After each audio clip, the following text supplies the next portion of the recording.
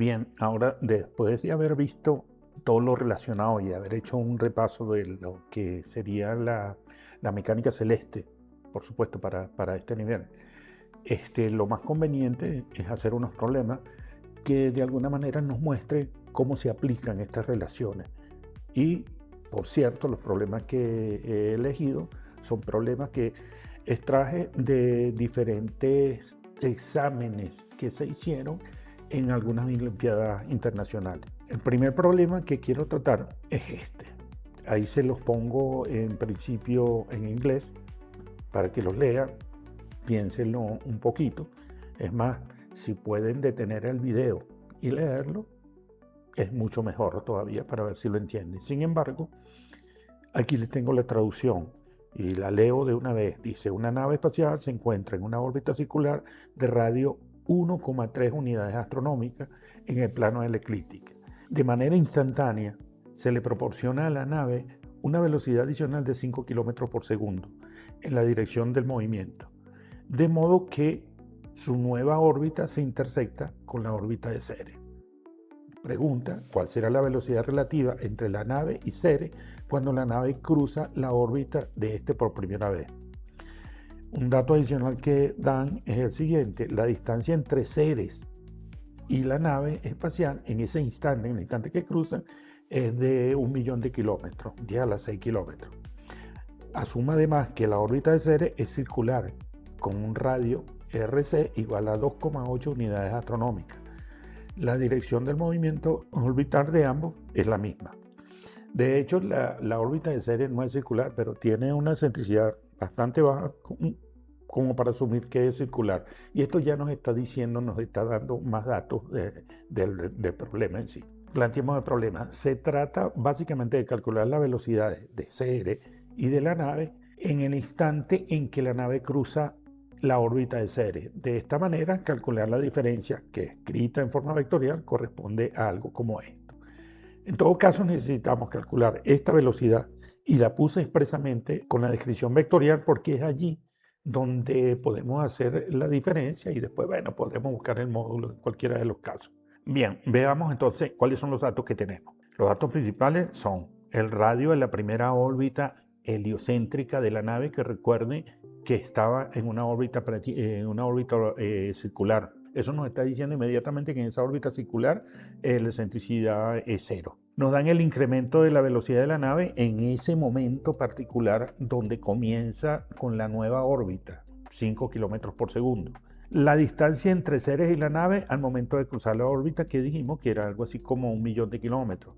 El radio promedio de la órbita de Ceres, que es 2,8 unidades astronómicas. La excentricidad de la órbita de Ceres, que en este contexto la estamos tomando como cero. Por otra parte, tenemos la constante de gravitación universal, escrita ahora en kilómetros sobre kilogramos sobre segundo al cuadrado. Esto para utilizar efectivamente las unidades que aparecen ahí. Y por último, la transformación de unidades astronómicas escrita, bueno, aquí puse en metros, realmente no hice la corrección, debería haber puesto en kilómetros. Pero bueno, 1.5 por 10 a la 8 kilómetros. Veamos, ecuaciones que de pronto necesitamos ahí. La fórmula esta con la que obtenemos la excentricidad, esto que viene de la conservación de la cantidad de movimiento angular, aquella que me dice que el radio multiplicado por la velocidad tangencial, o sea, perpendicular al radio en cualquier instante, o sea, esa componente es igual al radio que representa la posición del perihelio y a la velocidad del perihelio en ese instante. Esto siempre se va a estar cumpliendo. Esto también podría ser aquí con el afelio, pero prefiero ponerlo con el perihelio porque es lo que vamos a encontrar más rápido. Por otra parte, el radio, que llama el radio del perihelio, es sencillamente el semieje mayor de la hélice multiplicado por 1 menos la excentricidad. Y por último, la ecuación que derivamos hace poco, que es la ecuación bis-vida, que me da la velocidad como tal cuando conocemos el radio y conocemos el semieje mayor de la órbita.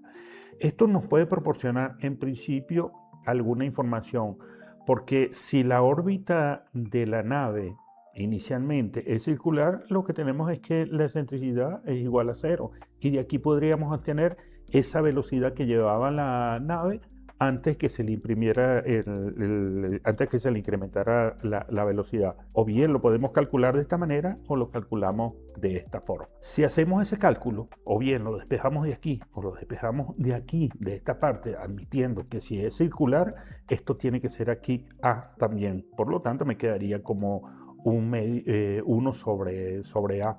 Bueno, si hago eso, o bien de aquí, tomando la excentricidad igual a 0, el resultado es este, que la velocidad en ese punto inicial, y por eso lo llamo V sub 1, es cuando pongo todos los datos aquí, me da algo así como 26,16 kilómetros sobre segundo. De todas maneras, ustedes pueden hacer esos cálculos y ratificar si esto es el resultado como tal. Entonces, representamos la nave o la órbita de la nave como un ciclo de radio R sub n, R sub n, por supuesto, relativo a la nave. Y ahora podemos calcular la velocidad luego del incremento, porque conocemos la velocidad inicial, la velocidad a la que se venía moviendo la nave aquí, y sabemos que ahora se le incrementó, en todo caso, 5 kilómetros por segundo. Eso me da una velocidad justamente aquí en este punto de 31,16 kilómetros por segundo. Ya con esta velocidad, la nave no va a seguir, por supuesto, una trayectoria circular, sino que va a seguir una trayectoria elíptica donde R sub n corresponde a la posición, en todo caso, del perihelio de la nueva órbita. O sea, la nueva órbita sería algo así como esto que está aquí. Esto sería el foco, a lo mejor está un poco exagerado, pero es más o menos lo que nosotros tendríamos. Rn sería el radio del perihelio. Aquí tendríamos la velocidad que tiene ahora en el perihelio la nave, y con ello es que nosotros vamos a trabajar de ahora en adelante. Esa velocidad, por supuesto, es 31,16 kilómetros sobre segundo.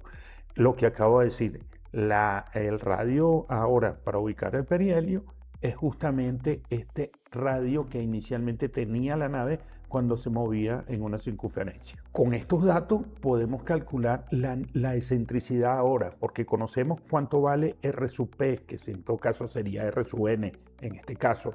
Esta velocidad que la acabamos de calcular ahí, G y M, ya son constantes. Esto estoy hablando de la constante de gravitación universal y de la masa del Sol. En todo caso, cuando hago todo esto, encuentro que el valor de la excentricidad es esto, 0,419 o 0,42, como quieran, sin unidades, porque estamos hablando de excentricidad. Y esto me está diciendo efectivamente que esto está realizando una órbita elíptica. Puedo calcular ahora el semieje mayor de esa órbita, porque el semieje mayor, recuerde que está relacionado a este valor, al radio del perihelio, así de esta forma. Eso nos da aquí, cuando hacemos esta cuenta, algo así como 3.35 por 10 a la 8 kilómetros. En principio lo puse aquí en términos de unidad astronómica, pero si hacemos la conversión nos va a dar esto. Por otra parte, tenemos ahora la órbita de Ceres. La órbita de Ceres sería esto, y nos están haciendo referencia al punto donde la nave cruza precisamente esta órbita. Veamos lo siguiente, la distancia que hay de aquí hasta aquí, que sería el radio en el cual estamos ubicando la nave, es justamente el radio de la órbita de Ceres, que ya nosotros lo conocemos. El radio de la órbita de Ceres nosotros lo conocemos porque lo dieron por allí como dato. Aquí la velocidad a la que nos referimos en todo caso es la velocidad que sería tangente a la trayectoria elíptica esta que aparece aquí. O sea, tendríamos algo así como esto. Esa velocidad, por supuesto, va a tener una componente en la dirección radial, o sea, en la misma radio que aparece, y una componente en la dirección tangencial que sería perpendicular al radio en todo caso. Fíjense que aquí puse un ángulo para expresar precisamente esto y expresar la velocidad en forma vectorial. Pero primero que todo vamos a calcular el módulo de esta velocidad. ¿Cómo lo calculamos? Utilizando la ecuación que llamamos Vis-Visa, que dijimos, bueno, mira, esa ecuación me dice que para hallar yo esta velocidad necesito sacar la raíz cuadrada de esta cantidad que está aquí. Esto lo conocemos porque, de hecho, es uno de los datos conocidos, porque es el radio de la órbita de Ceres, que suponemos que se está moviendo en una circunferencia. El semieje mayor de esta órbita lo acabamos de calcular, y ese semieje mayor lo calculamos por aquí, nos dio esto. Cuando metemos todos esos datos ahí, encontramos que la velocidad o el módulo de la velocidad de la nave justamente cuando llega aquí a ese punto es 15,42 kilómetros por segundo. Repito nuevamente, estos cálculos lo pueden hacer ustedes. Eso les ayudará un poco a fijar en mente lo que estamos haciendo en todo caso. La velocidad tangencial tendría que ser la proyección de esta velocidad sobre la línea tangente, esta que nosotros ponemos aquí.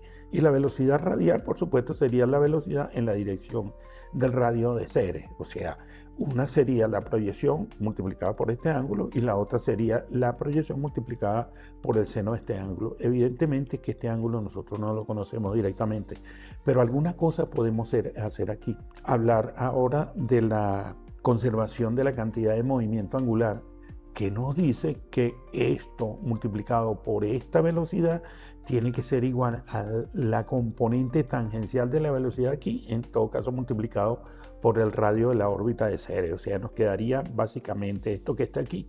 Y de aquí todas estas cosas son conocidas, por lo tanto podemos determinar la velocidad tangencial.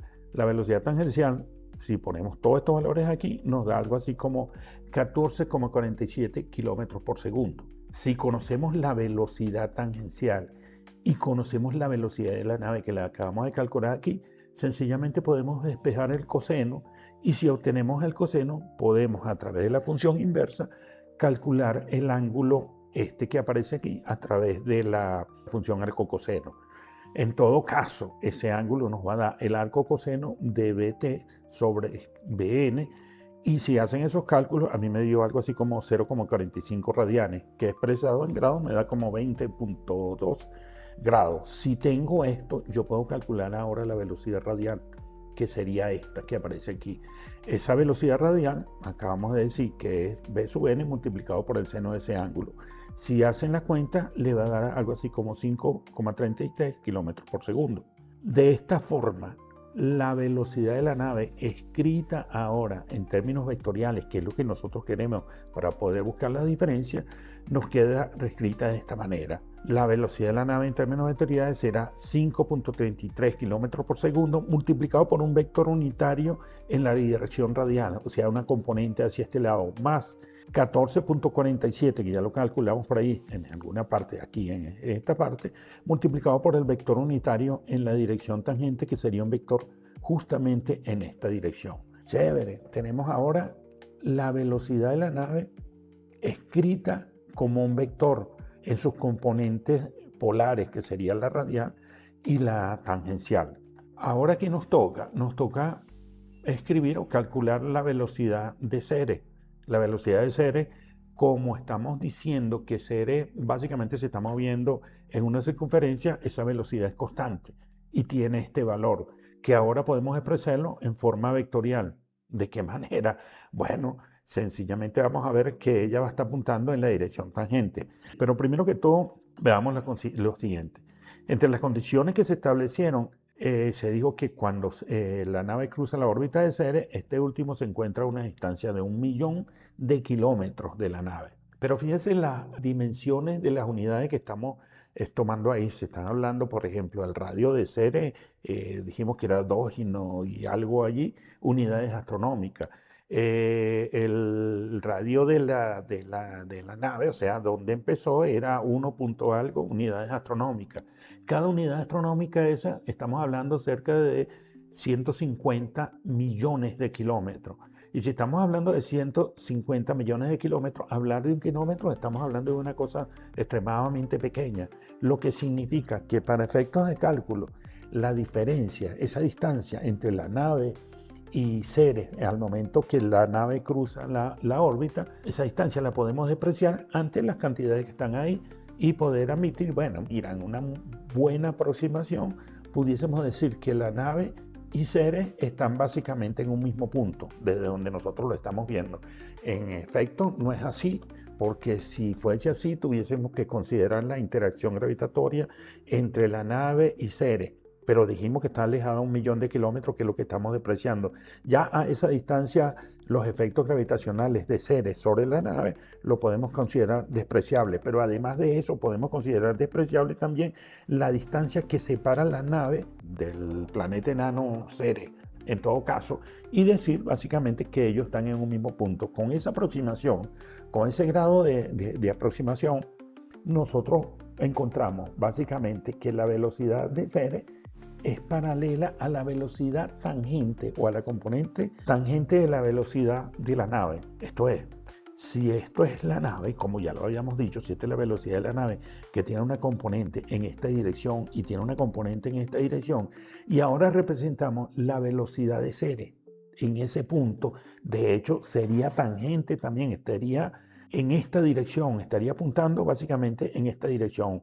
Fíjate que este era el radio de Ceres, aquí estamos diciendo que esta componente es perpendicular a esta línea, y si es perpendicular a esta línea, está en la misma dirección de la velocidad de Ceres, de tal manera que ahora podemos escribir la velocidad de Ceres en términos vectoriales utilizando los mismos vectores unitarios que utilizamos para expresar la velocidad de la nave. Y nos encontramos que la velocidad de Ceres escrita en forma vectorial sería algo así como esos 17,83 kilómetros por segundo que calculamos aquí, multiplicado por el vector unitario E sub t, que es con el que estamos representando la componente tangencial de la nave. Descrita de esta manera, y teniendo aquí la velocidad de la nave escrita en forma vectorial, sencillamente restamos a esos señores y al restarla, esto nos va a dar algo de este estilo. La velocidad de la nave menos la velocidad de Ceres nos va a dar la velocidad relativa, que la voy a llamar sencillamente delta V, entre esos dos objetos, entre el Ceres y la nave. Esto, si lo hacemos, nos quedaría algo como esto. La diferencia de velocidades, que sería la velocidad radial, sería algo así como 5,33 en la dirección SUR, porque esa parte no varía y no tenemos ningún problema. La única diferencia va a aparecer en la componente tangencial, y esa componente tangencial nos da algo así como 3,36 E sub t, y todo eso multiplicado, por supuesto, por las dimensiones que serían kilómetros sobre segundo. Pero aún más, si quisiéramos hablar efectivamente del módulo de esta velocidad, sencillamente hallaríamos el módulo por la forma tradicional. El cuadrado de esto, la raíz de la suma del cuadrado de esto más el cuadrado de esto, y eso nos da esto como un cambio de velocidad. Bueno, vamos a resolver otro problema que nos va a ayudar a entender y manipular todos esos conceptos que hemos trabajado anteriormente. Aquí se los pongo en inglés para que lo sigan y hagan la traducción. Sin embargo, aquí yo les aconsejaría que tuviesen el video, lo leyeran, a ver si lo entienden. Sin embargo, le pongo la traducción. Dice: un satélite se desplaza en una órbita geocéntrica polar con un semieje mayor de 15.400 kilómetros, una excentricidad de 0,55 y un argumento pericéntrico omega de 270 grados. Imagine que un observador se encuentra justo en el polo norte de la Tierra. El satélite emite una señal con una frecuencia de 2.4 GHz y que en un instante dado el satélite es avistado exactamente en el horizonte del observador. Estime la distancia del observador hasta el satélite, la velocidad total del satélite en ese preciso momento y el desplazamiento que sufre la frecuencia cuando es observada por el observador. Esto se refiere al efecto Doppler o al corrimiento al rojo, como quieran llamarle. Bueno, vamos a plantearnos este problema a ver qué es lo que nosotros tenemos y qué es lo que nosotros tenemos que calcular. Primero que todo, bueno, nos hablan de un argumento pericéntrico. Este argumento pericéntrico se refiere al ángulo que hay entre el punto donde el satélite pasa desde sur a norte hasta donde se encuentra el perihelio. De hecho, nos va a ayudar a orientar la órbita, que de hecho es elíptica, como nos dice esto aquí. Nos va a ayudar a orientar esa órbita, nos va a decir dónde está, en este caso, el perigeo. Veamos lo siguiente, son 270 tomada desde aquí. Si ponemos el norte aquí y el sur aquí, esos puntos a los que nos referimos, para tomarlos como referencia, van a estar sobre esta línea, de tal manera que el argumento pericéntrico va a ser básicamente este ángulo, que va desde este punto hasta aquí. Hasta aquí van los 270. Justamente está cayendo en el sur, en el punto sur, de tal manera que esto nos da la orientación de la elipse, esa que representa la órbita, y que sabemos, bueno, de acuerdo a esto, que no es muy alargada, tampoco es muy tirada, tampoco tiene mucho una circunferencia, sino bueno, sería una elipse más o menos de esta forma. No he mantenido aquí en todo caso la escala de mediciones porque quería sencillamente mostrar cómo debería ser la órbita que se está describiendo. Aparece aquí esos 15.400 kilómetros que de hecho representa básicamente el tamaño de la órbita. Recuerde que esto va desde el centro de la órbita, del centro geométrico de la órbita, o bien hasta el apogeo, o bien hasta el perigeo que encontramos ya que se encuentra aquí en esta parte. Datos adicionales que no están en el problema, pero que nosotros debemos conocer o buscarlo en una tabla. Se refiere, por un lado, al radio de la Tierra, en este caso tomé el radio promedio de la Tierra como 6.378 kilómetros. La masa de la Tierra también la necesitamos, generalmente ponemos 6 por 10 a la 24, aquí yo escogí los 5.94 por 10 a la 24 kilogramos. La constante de gravitación universal, por el tipo de unidades que estamos utilizando, preferí escribirla en términos de kilómetros al cubo, kilogramos sobre segundo al cuadrado. Y esto era sencillamente multiplicar el número, el valor que siempre conocemos y multiplicarlo algo así como por 10 a la menos 9, de tal manera que esto me da 6.67 por 10 a la 20 kilómetros al cubo, kilogramos sobre segundo al cuadrado. Y por último, hay una frecuencia a la que se refiere ahí que la vamos a llamar sencillamente F0. Es la frecuencia de la señal que está emitiendo el satélite en todo momento. Entonces, ahora tenemos que hacer la descripción para esta órbita. Vamos a ver qué son las cosas que nosotros conocemos y qué es lo que queremos conocer. Una de ellas es la velocidad aquí en este punto. Para ello necesitamos la ubicación. Recuerde que ahora vamos a describir en coordenadas polares justamente centradas en el centro de la Tierra, valga esa redundancia ahí. Encontramos, primero que todo, la distancia al perigeo. La distancia al perigeo ya nosotros sabemos que es el semieje mayor multiplicado por 1 menos la excentricidad. La excentricidad la conocemos este señor que está aquí y en última instancia podemos determinar esa distancia al perigeo, esta dimensión que aparece aquí. Por otra parte, queremos conocer esta distancia que hay aquí, la distancia del observador al punto donde se está refiriendo al satélite justamente cuando esté pasando por el horizonte. Estamos hablando de esta línea y estamos hablando de este punto al que queremos referirnos y la distancia que hay entre este punto y dónde está el observador. El observador dijimos que está aquí justamente en el polo norte. Veamos cómo calcular eso. Básicamente esto se va a convertir en un problema de geometría cuando logremos determinar todos los parámetros referentes a la órbita. El satélite va a quedar ubicado a una distancia R. Esta que está aquí. Fíjense que de alguna manera por aquí aparece una figura geométrica conocida que no es otra cosa que un triángulo rectángulo, donde la hipotenusa por supuesto es R, D es una de los catetos y una de las cosas que nosotros queremos calcular, y aquí aparece el radio de la Tierra, esta que pusimos por aquí.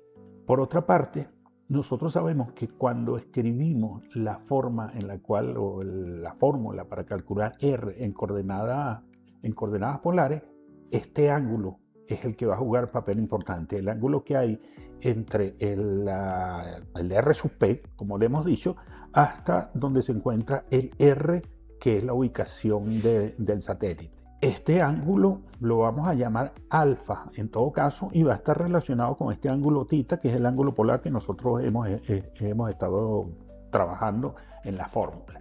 De hecho, la fórmula para nosotros de la geometría en coordenadas polares, nosotros encontramos que R no es otra cosa que A, que es el semieje mayor, por 1 menos epsilon al cuadrado sobre 1 más E coseno del ángulo θ. Me estoy refiriendo a todo este ángulo que está aquí. Pero fíjense lo siguiente, el ángulo θ, en todo caso, es todo este ángulo de aquí hasta acá, que es el ángulo recto, sumado este pedacito que estoy llamando aquí alfa. O sea, en última instancia es 90 más alfa. De tal manera que si yo tomo el coseno del ángulo θ, sencillamente estaría tomando menos seno del ángulo alfa. y lo único que tengo que alimentar este señor aquí, cambiarlo. Donde aparezca coseno de teta lo sustituyo por este valor que está aquí y me encuentro efectivamente que R va a ser A por 1 menos epsilon al cuadrado, la excentricidad, por 1 menos epsilon seno del ángulo alfa, ángulo que nosotros no conocemos. Aquí ni conocemos R ni conocemos alfa, tenemos dos incógnitas. Apelemos un poco, apelemos un poco a ese cálculo que nosotros conocemos y decir, bueno, si yo tengo esta expresión con dos incógnitas, yo necesitaría una expresión adicional que envolviera alguna de las dos incógnitas para ver si con ellas puedo construir un sistema de dos ecuaciones con dos incógnitas. Y efectivamente nosotros lo podemos hacer porque le dije que podríamos trabajar aquí con la geometría de este triángulo que aparece aquí. Y nos vamos a encontrar sencillamente con que R lo voy a poder representar con el radio de la Tierra que aparece aquí, dividido entre el seno de este ángulo alfa. Fíjense que aquí me queda R y el ángulo alfa, y que aquí también tengo R y el ángulo alfa. Tengo lo que yo quería, dos expresiones, dos ecuaciones con dos incógnitas. Dos ecuaciones con dos incógnitas las puedo resolver. Y cuando resuelvo eso, podría obtener, por ejemplo, el seno del ángulo. Y si tengo el seno del ángulo, puedo obtener el ángulo como la función inversa. De tal manera que encuentro lo siguiente. Si resuelvo aquí, voy a encontrar que el ángulo o el seno del ángulo en última instancia correspondería a esto con los datos o con las cantidades que están envueltas ahí. Si tomo, por supuesto, el arco seno de este señor, voy a obtener el ángulo alfa, que es justamente el que yo quiero conocer aquí en este lado. Ese ángulo lo escribo de hecho en radianes, no importa, a lo mejor pude haberlo pasado a grados, pero no va a ser redundante en lo que nosotros vamos a trabajar. Sigo trabajando en radianes. Generalmente las calculadoras, cuando ustedes están haciendo estos cálculos, la calculadora les arroja los resultados en radianes. A veces hay que hacer la transformación para que los haga en grados. Pero bueno, mantengámonos aquí con este ángulo expresado en radianes. Porque ahora sencillamente agarro este ángulo, lo pongo aquí y calculo ese seno de ese ángulo para conocer R. R sería la distancia que hay justamente desde aquí hasta aquí o desde aquí a aquí. Aprovecho para decirle lo siguiente. Fíjense que en el problema se le habla de cuando el satélite es avistado en horizontal, pero si nos damos cuenta y el observador se encuentra aquí, una vez lo verá por aquí, por esta parte, y si se viene moviendo de esta manera, otra vez lo verá también por aquí, por esta parte. Esas partes son simétricas. En cualquiera de los casos, aquí está ocurriendo lo mismo que está ocurriendo por esta parte, pero a lo mejor hay unos cambios ahí en cuanto a signo, en cuanto a direcciones y sentido, que tenemos que tomar en cuenta para poder diferenciarlo entre este lado, digamos el lado izquierdo, y lo que está ocurriendo del lado derecho. Bueno, si sustituimos ese valor aquí, todo lo demás aquí es conocido y sencillamente lo que tenemos es que operar y encontramos, de acuerdo a esto, por ejemplo, la cuenta que yo saqué, evidentemente tienen que sacarla ustedes también, de que R, o sea, esta distancia de aquí hasta aquí o esta distancia de aquí hasta aquí es simétrica, es de 14.245 kilómetros. Chévere, porque si conocemos esta distancia, ahora podemos utilizar la ecuación esta que llamamos vida, que nos habla justamente de la velocidad del objeto cuando está pasando precisamente por algún punto conocido. Si yo tengo determinado R y conozco el semieje mayor de la elipse, yo puedo determinar efectivamente la velocidad. Esa ecuación, perdón, me adelanté un poco, debía haberle dicho primero esto, que la distancia de que es una de las preguntas del problema, la puedo conseguir fácilmente por lo que había dicho anteriormente, R multiplicado por el coseno del ángulo alfa, y eso me da 12.739. Ahora sí, vamos a lo que les había dicho, porque esto que aparece aquí sí es la ecuación esa vida de la que tratamos en la clase anterior, y dijimos, bueno, encontramos que esa velocidad no es otra cosa que la raíz cuadrada de G, esta constante que está aquí, la constante de gravitación universal, que la vamos a utilizar justamente expresada en kilómetros, por la masa de la Tierra, que en este caso es el cuerpo central, y esa masa dijimos que era 5.94 por 10 a la 24 kilogramos. Todo eso multiplicado por 2 sobre R. Bueno, R es el que acabamos de calcular aquí, que está aquí en negrita, y por supuesto 1 sobre A, pero A nosotros también lo conocemos y en última instancia conocemos cuál es el valor de la velocidad aplicando toda esta forma y haciendo los cálculos. A mí me dio ese 5.42 kilómetros por segundo redondeados a 2 decimales en todo caso. Lo pueden hacer ustedes con los decimales que quieran.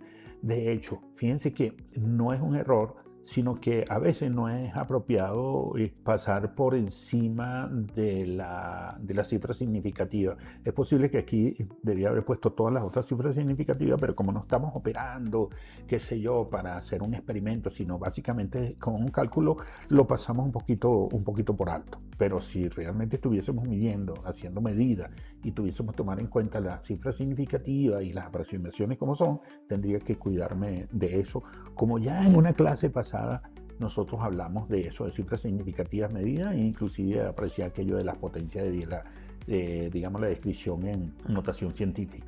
Pero bueno, nos mantenemos aquí. Nos acabamos de encontrar que la velocidad como módulo, esta velocidad en módulo es 5.42 kilómetros por segundo. Eso está sucediendo aquí en esta parte y de seguro también aquí en esta parte va a tener esa misma velocidad, solo que apuntando en una dirección opuesta a este. Conocemos lo siguiente, conocemos la forma en la cual nosotros podríamos calcular la excentricidad, que de hecho la conocemos, pero es que resulta que esta fórmula de alguna manera envuelve la velocidad por aquí en el perihelio. De aquí podríamos obtener la velocidad en el perihelio. Y ustedes me dirán, ¿para qué obtener la velocidad en el perihelio? Bueno, sencillamente porque la velocidad en el perihelio multiplicada por este radio, que lo llamamos R sub P, va a ser igual a la velocidad tangencial en cualquier punto multiplicada por el radio R. En particular aquí, si yo consigo la velocidad tangencial, si yo describo la velocidad tangencial aquí, la multiplico por este valor, eso tiene que darme exactamente el producto de esto multiplicado por esta velocidad que la puedo obtener de ahí. Esa velocidad aquí en este punto la obtengo de ahí con todos estos datos conocidos. Sencillamente la despejo y utilizo las fórmulas que ya conocemos, utilizo este tipo de cosas que están aquí y encuentro que esa velocidad ahí en ese punto me da 9.46 kilómetros por segundo. Conociendo a este señor, yo ahora puedo aplicar la conservación de la cantidad de movimiento angular, por lo que estaba diciendo anteriormente. Y lo que estaría yo diciendo es que el radio R multiplicado por lo que vamos a llamar la velocidad tangente, que va a quedar apuntando más o menos hacia este lado, un poquito más allá está descrita, tiene que ser igual a R sub P, que es este radio, multiplicado por el valor de esta velocidad. Estas dos cosas las conozco. Conozco el R y por lo tanto puedo determinar la velocidad tangencial en este caso. La velocidad tangencial sería esta que le estoy describiendo aquí. La velocidad, la componente de esta velocidad que es perpendicular al radio. Y esa nos da 4.6 kilómetros sobre segundo.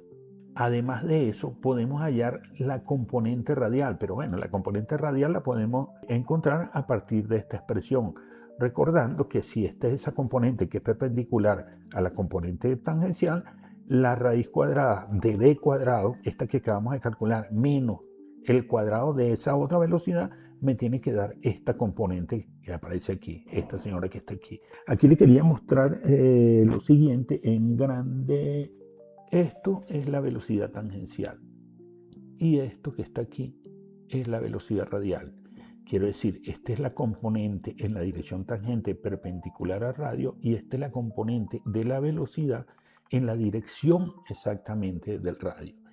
Fíjense que estas dos velocidades que están aquí, yo las puedo describir, las puedo proyectar, quise decir, en un sistema de coordenadas cartesianas. ¿Y para qué yo quisiera proyectarla en un sistema de coordenadas cartesianas? Porque recuerden que el observador está aquí. El observador está mirando el satélite aquí en este punto y él va a medir una señal que va a salir de ahí. Esa señal que va a salir de ahí le va a llegar a él distorsionada por aquello del corrimiento al rojo, por la velocidad con la cual se aleje o se acerque este objeto aquí al observador. Y esa velocidad de la que estoy hablando es la proyección de esta componente en el eje X, vamos a llamarlo eje X, y de esta componente también en el eje X. O sea, que yo debería encontrar esta proyección justamente en esta horizontal y la proyección también de esta en esta horizontal. Fíjense además que el ángulo entre la horizontal y BR, la componente radial, es exactamente este mismo ángulo que está aquí, que anteriormente lo habíamos calculado. O sea, está bien determinado de tal manera que que la componente en X de este señor sería algo así como BR multiplicado por el coseno de este ángulo. Y si hacemos lo propio para este señor, les va a quedar básicamente ese valor de esa velocidad multiplicado por el seno de ese ángulo, que es exactamente el mismo ángulo que se presenta aquí. En todo caso, si hacemos eso, si tenemos todas esas cosas en cuenta, vamos a encontrar que la velocidad VR va a ser igual a lo que podamos obtener aquí por la proyección apuntando hacia la izquierda. En ese caso la voy a poner como negativa para indicar que se está alejando del observador, en este caso. Una velocidad que está apuntando en sentido contrario al observador, en contra del observador, quisiese decir. Entonces eso va a ser algo así como menos B sub R coseno de alfa. Mientras la otra parte dijimos que iba a ser B sub T multiplicada por el seno de alfa. Y es positiva porque esta sí está en la dirección hacia donde se encuentra el observador. Si nosotros sacamos esa cuenta, ponemos aquí, conocemos el coseno de alfa. Alfa lo determinamos por aquí en alguna parte, aquí lo habíamos determinado. B sub R lo acabamos de determinar, que nos dio 3 kilómetros por segundo. Encontramos en efecto que esto más esta parte que aparece aquí nos da algo como menos 6,627 kilómetros por segundo. Eso es lo que nos está diciendo que en el momento en el cual el observador está viendo el satélite, este satélite se está alejando de él con esta velocidad. Y si se está alejando de él con esa velocidad, la frecuencia tiene que estar decreciendo. La frecuencia se va a hacer, la frecuencia que él está recibiendo se va a hacer menor. ¿Y cómo lo calculo? Bueno, utilizando las expresiones del corrimiento al rojo, que ya me imagino que la han visto en otros videos, no ahorita, pero sí anteriormente algo de eso le dieron. De todas maneras, las pongo aquí directamente y si tienen duda, sencillamente lo que hacen es buscarla. Esa variación, ese corrimiento al rojo, en todo caso sería la frecuencia original multiplicada por el cociente entre la velocidad en la que este señor se aleja o se acerca, dividido entre la velocidad de la luz. Y eso a nosotros nos da algo así como menos 5, aproximadamente 5 kHz. Esa es la diferencia. Si quisiera hallar la frecuencia como tal, bueno, sencillamente a ese F sub 0 que lo teníamos aquí, tendría que restarle ese señor. Es un poco difícil de verlo ahí porque recuerda que esto está en gigahertz y este señor lo estamos expresando en kilohertz. Si quisiéramos verla por el otro lado, de seguro que algo va a cambiar de sigma ahí, sobre todo el alejamiento. Se va a seguir alejando, pero en este caso se va a alejar en esta dirección. Perdón, ahí no está bien. Estaba hablando de la velocidad radial y esta otra componente de la velocidad. Eso le va a dar, de hecho, una velocidad, en este caso, positiva. De tal manera que del otro lado, la frecuencia debería presentarse así de esta forma. Aquí aconsejo que analicen esta parte de la misma manera como se analizó la parte de aquí y corroborar si este es el resultado que esperaríamos por aquí, en este lado. Este que pongo aquí es otro problema que también salió en alguna de estas pruebas de las Olimpiadas en Rusia. Se lo pongo aquí en inglés, pero que mientras estuvo ahí presente lo hayan traducido, se hayan dado cuenta de qué se trata. Sin embargo, aquí les pongo la traducción. La traducción, de hecho, es un problema muy irreal en cualquiera de los casos. Dice, imagínense que existe una antitierra y se mueve exactamente a lo largo de la órbita de la Tierra, de modo que pasa por el afelio en el momento que la Tierra pasa por el perihelio, o sea, están opuestas y viceversa. Desprecien la interacción gravitatoria entre la Tierra y la antitierra. Suponga que en un momento dado la Tierra se encuentra en el perihelio y la antitierra en el afelio. ¿Cuál de ellas cruzará el eje menor de la órbita y cuánto tiempo antes lo hará?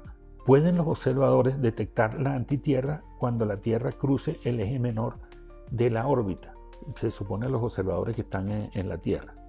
Veamos de qué se trata.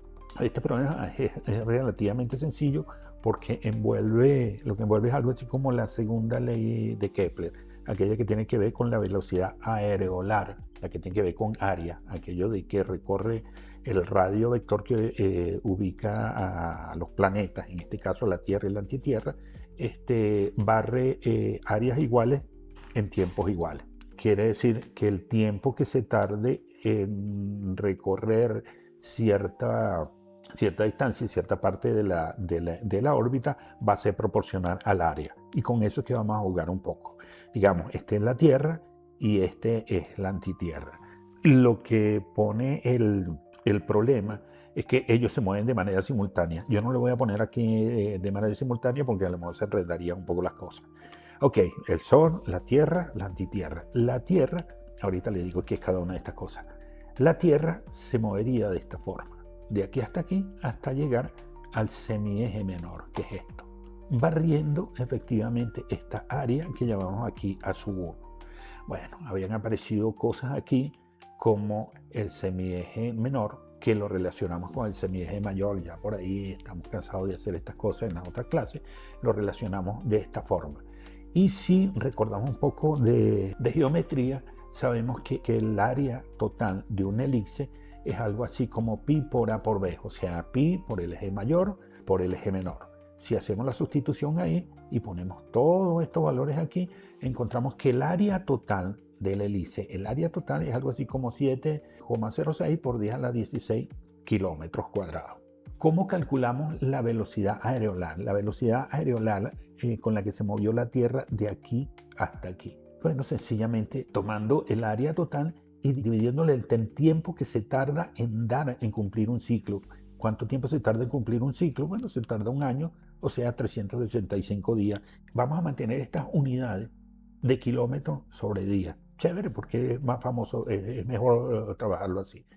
C, en este caso, que este pedacito aquí, recuerda que es esa distancia focal. Esa distancia focal, yo sé que la puedo representar por E multiplicada por el semieje mayor. Sigamos en este tipo de cosas. Esto es un área que llamé sencillamente S1, de tal manera que, fíjense, el área A1 tiene que ser un cuarto del área total menos este pedacito que está aquí. Pero miren qué sería este pedacito. Este pedacito es un triángulo. El área de un triángulo es así como un medio de la altura por la base. La base es C y la altura es sencillamente B. Es esto que está aquí. En última instancia, yo puedo encontrar de que esta área 1 va a ser 1 sobre 4 ST multiplicado por S1. Y si sacamos la cuenta y ponemos todas las cosas que hay aquí, encontramos S1. Y con ello podemos encontrar A1, que es básicamente esto. Esta cantidad que está aquí. Chévere. Ahora necesitamos hallar el área de la antitierra, que en el momento que la Tierra se venía moviendo para acá, según el problema, la antitierra se venía moviendo para acá. Y veamos hasta dónde llega. Bueno, de acuerdo a lo que nosotros estábamos observando, decimos, ella llegará justamente ahí a ese punto.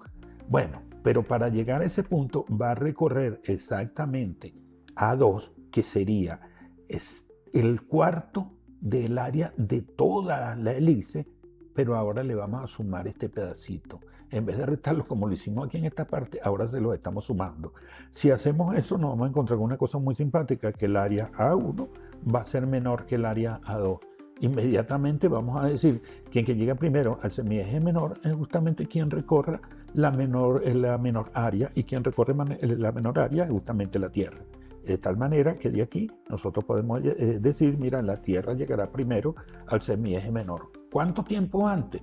Bueno, sencillamente para ver el tiempo que transcurre entre que llegue uno y llegue el otro, sencillamente vemos las diferencias de área. Con las diferencias de área y la velocidad areolar, podemos calcular sencillamente el tiempo que se tarda, que hay entre el hecho de que llegue la Tierra aquí y más luego llegue la antitierra aquí en este punto. Si hacemos eso, lo que tenemos aquí, la diferencia de área, eso me da esta cantidad. ¿Y el tiempo cómo lo determinamos? Ese tiempo lo determinamos sencillamente dividiendo el delta S, que es lo que acabamos de calcular, entre la velocidad areolar. Si hacemos esta cuenta por aquí, eso nos da algo así como 1.94 días. O si lo quieren aproximar, podríamos estar hablando de 2 días. La distancia del Sol al centro del hélice es 2,5 por 10 a la 6 kilómetros, o sea, 2.5 millones de kilómetros. El radio del Sol es R igual a 6,96 por 10 a la 5 kilómetros, 696.000 kilómetros. De tal manera que si nosotros vemos esto que está aquí, cuando la Tierra haya llegado justamente a este punto, la antitierra habrá llegado por aquí a una parte allá atrás, que si quieren uno puede hacer los cálculos porque están relacionados justamente con esta diferencia de días que hay aquí. Esta línea que pongo aquí lo que me está indicando efectivamente que desde la Tierra sencillamente se podría ver la antitierra en el momento que la Tierra llega al semieje menor. Y esto es justamente el resultado. Yo les quiero dejar este problema que acabo de poner ahí para que lo revisen y, no sé, me lo envíen, si lo resuelven, a mi correo, que ya creo que ustedes lo tienen. Hasta hoy dejamos hasta aquí y bueno, espero que le haya sido de provecho.